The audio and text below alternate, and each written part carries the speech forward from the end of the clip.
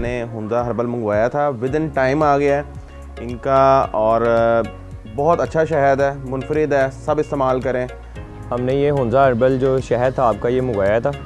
एक तो पहली बात ये कि ऑन टाइम डिलीवरी आया हमारे, लेट नहीं हुआ, डिले नहीं हुआ। मैंने हुंजा हर्बल से ये हनी मंगवाया था, ये टाइमली रिसीव भी कर लिया था। रिसेंटली हुंजा हर्बल का जो शहद है ये ऑर्डर किया और विद इन जो टाइम था मुझे ये ऑर्डर मिल गया अपना। मुझे जो दिखाया गया सेम एज इट इज़ मुझे वही रिसीव हुआ। हुंजा हर्बल जो आप शायद था वो मंगवाया था, हमने चेक किया तो वो वाकई ही बहुत मज़ेदार था।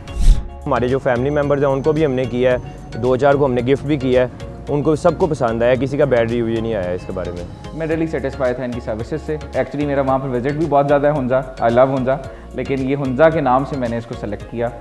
वालों ने इसको थोड़ा सा गिरा दिया था पैकेट में, लेकिन दोबारा रिप्लेस करके नया बॉक्स मुझे दिया था, और ये बच्चों के लिए और बुज़ुर्गों दोनों के लिए ये मुफीद है ये शायद। सर्विसिंग बहुत अच्छी है। हमने ऑर्डर किया था रात को, अगले दिन ये सुबह टाइम ही ये ऑर्डर मिल गया हमें।